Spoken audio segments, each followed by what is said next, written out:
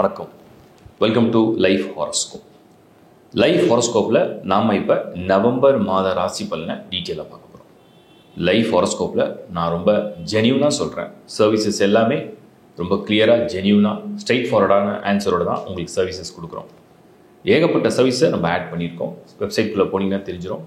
உங்கள் marriage matching, உங்கள் personal prediction, horoscope analyse பண்ணுறது, ப்ளஸ் உங்களுக்கு வந்து கரியர் பற்றி நிறைய சப்ஜெக்டாக பிரித்து வச்சுருக்கோம். இது எதுவுமே ஏஐ ஜென்ரேட்டட் கிடையாது. டீமாக ஆஸ்ட்ராலஜிஸ்ட் தான் பர்சனல் சார்ட்டை செக் பண்ணி தான் ப்ரிடிக்ஷனாக கொடுக்குறோம். இப்போ நம்ம நவம்பர் மாத ராசி பலனை டீட்டெயிலாக பார்க்கலாம்.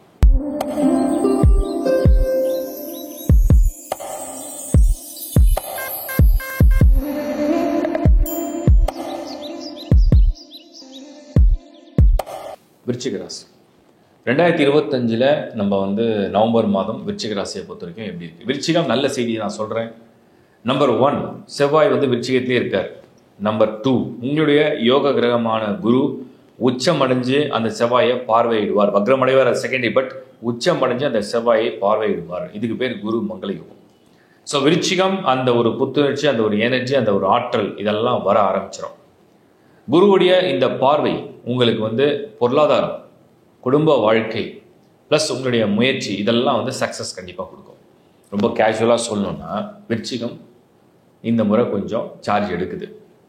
நீங்கள் நினைக்கிற விஷயம் நடக்குது. அந்த மாதிரி மைண்டில் ஃபிக்ஸ் பண்ணிங்க. ஜாபை பொறுத்த வரைக்கும் என்ன கிளியராக நான் சொல்கிறேன்.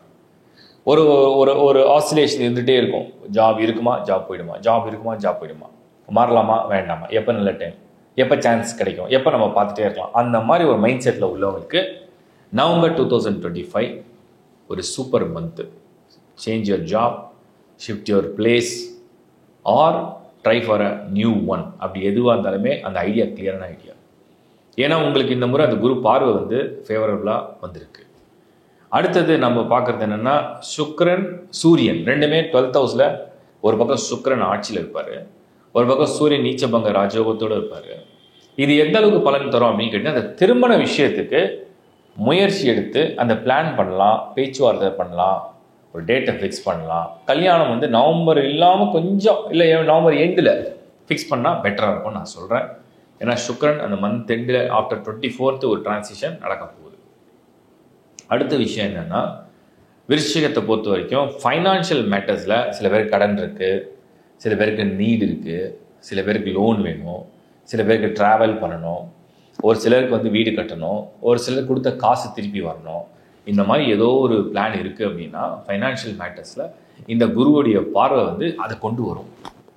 ஏதோ ஒரு வகையில் கையில் பணம் வேணும், ஏதோ ஒரு வகையில் செலவுக்கு பணம் வேணும், கடனுக்கு பணம் வேணும், கொடுக்கறதுக்கு பணம் வேணும், செலவழிக்க பணம் வேணும், ஒரு பொருளை வாங்க பணம் வேணும், முதலீடு செய்யறதுக்கும் பணம் வேணும். அந்த பணத்தை இந்த குரு கொடுக்கும். இது ரொம்ப ஆதரவான ஒரு விஷயம்.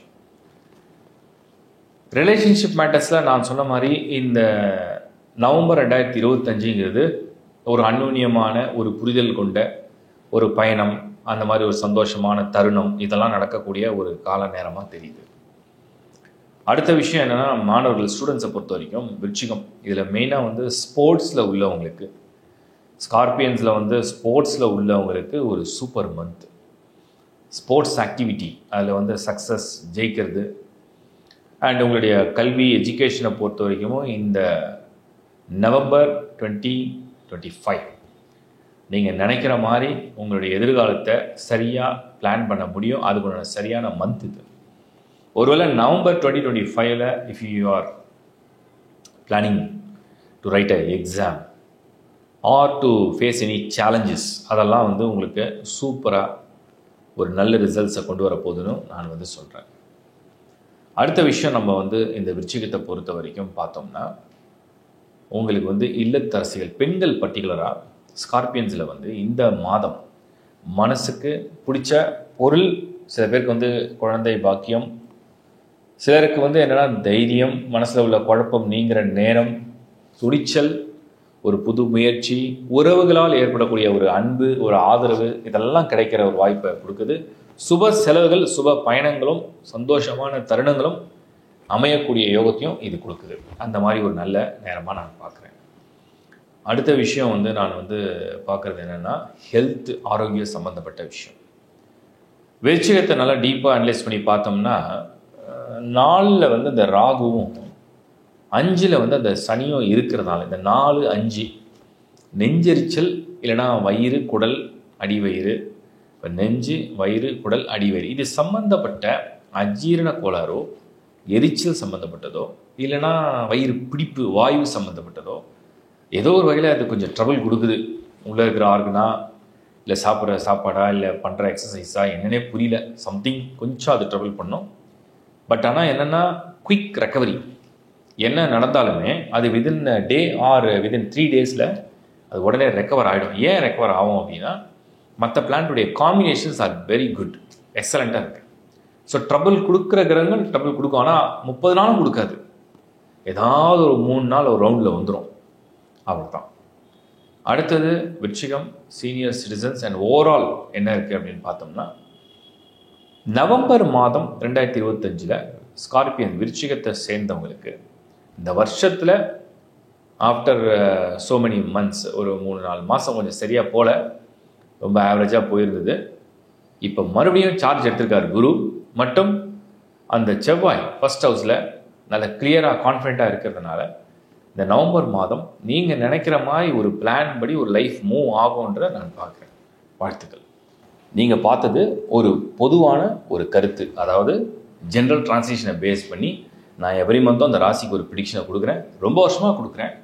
உங்களுக்கு வந்து பயனுள்ளதாக இருக்குன்ற நம்பிக்கையில் நான் தொடர்ந்து செய்கிறேன். உங்கள் நண்பர்களுக்கும் உறவுகளுக்கும் ஷேர் பண்ணுங்கள்.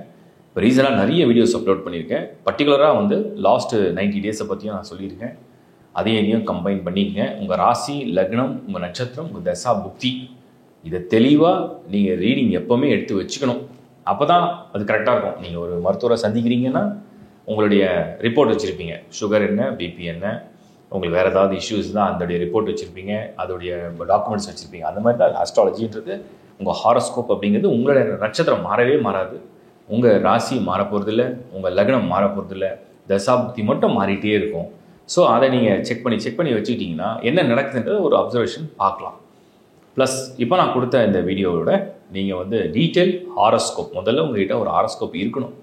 எல்லாருக்கும் முதல்ல அவங்க யார் அப்படிங்கிற ஒரு அடையாளம் வேணும்ல, அதான் சார்ட்டு. ஹாரோஸ்கோப் சார்ட்டுங்கிறதுன்னா உங்களுடைய அந்த கர்மாவுடைய ஒரு அடையாளம். இப்போ நமக்கு ஒரு ஐடி கார்டு இருக்குது. இப்போ நமக்கு வந்து ஆஃபீஸ் ஐடி கார்டுன்னு ஒன்று இருக்கும்.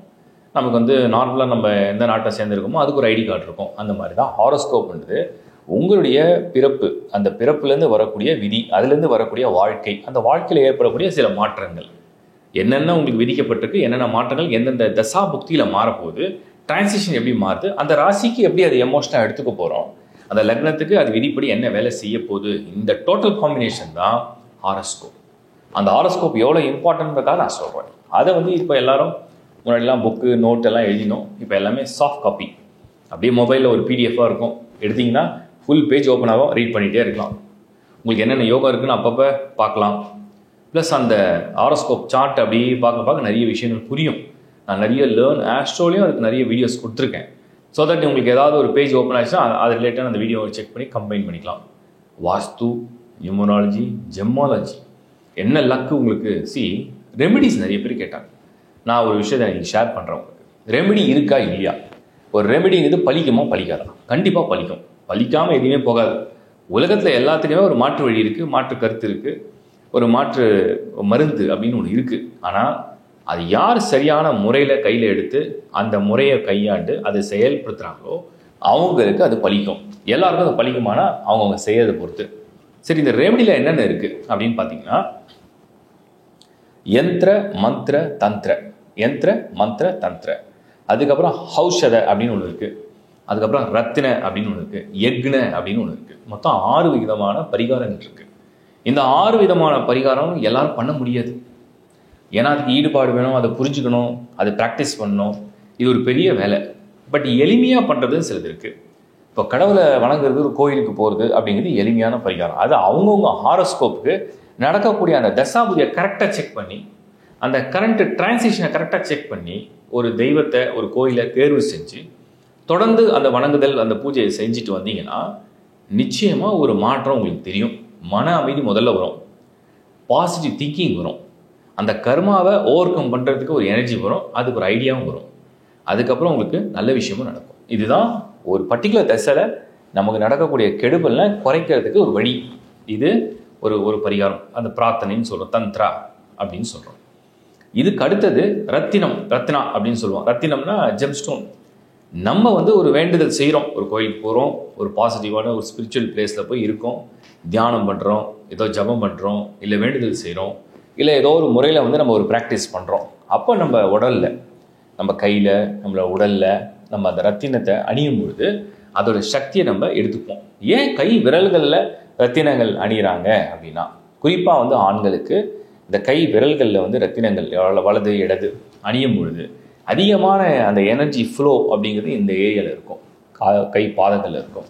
அதனால் அதை அணியும் பொழுது அந்த எனர்ஜி நீங்கள் எடுக்க போகிறீங்கன்னு அர்த்தம். அதுக்கப்புறம் பெண்டன்ட்டு, கழுத்தை ஒட்டி பெண்டன்ட், ஆனால் அது வெளியே தெரியணும். அப்போ அந்த எனர்ஜி வந்து உங்களுக்கு அட்ராக்ட் பண்ணும். ஸோ இதுதான் ரத்தினா. மீதி பரிகாரங்கள் அப்படின்னு பார்த்தீங்கன்னா, இப்போ வந்து மந்த்ரா இருக்குது, அது கரெக்டாக தெரிஞ்சு உச்சரித்து ஜபிக்கணும். அப்போ யந்திரம்னா யந்திரம் மாதிரி இருக்கும், ஒரு மிஷின் மாதிரி. அது நீங்கள் ஒன்று செய்கிறதுக்கு பதிலாக ஒரு முறை அதை செய்ய வச்சிட்டிங்கன்னா அது ஆக்டிவேட் ஆகும். தட் இஸ் கால் யந்திரம். இப்போ நம்ம வந்து ஒரு வால் கிளாக் இருக்குது, ஒரு பேட்ரி போட்டு அதை கீ பண்ணுறோம், அது பாட்டில் ஓடிட்டுருக்கு. எப்போ பேட்ரி டவுன் ஆகுதோ மறுபடியும் பேட்ரி மாற்றுறோம், அதான் யந்திரம். இப்போ பிரமிடில் அந்த மாதிரி நிறைய யந்திரங்கள் வருது. அது நம்ம சைட்லேயும் அவைலபிளாக இருக்குது, மார்க்கெட்லேயும் அவைலபிளாக இருக்குது, உங்களோட நம்பிக்கையை பொறுத்து. அதுக்கு அடுத்தது தான் நம்ம சொல்கிறோம் ஔஷதா அப்படிங்கிறது டிஃப்ரெண்ட்டான கான்செப்ட். அதுக்கப்புறம் யக்னானா வந்து நம்ம வந்து வேள்வி மாதிரி ஒரு யாகம்னு சொல்லுவாங்க. யக்னான்றது யாகம். இப்போ வந்து ஒரு கணபதி ஹோமம் பண்ணுவோம், லக்ஷ்மி ஹோமம் பண்ணுவோம், சரஸ்வதி ஹோமம் பண்ணுவோம். ஹோமங்கள் நெருப்பில் வந்து நம்ம வந்து நமக்கு அந்த விருப்பமான பொருட்களை போட்டு நமக்கு தேவையான தெய்வங்களை வந்து அது நம்ம வந்து என்ன சொல்கிறது வேண்டுதலுக்காக செய்யக்கூடிய பூஜை முறை, அதுதான் வந்து யக்னா. இப்படி நிறைய விதமான பரிகாரங்கள் இருக்குது.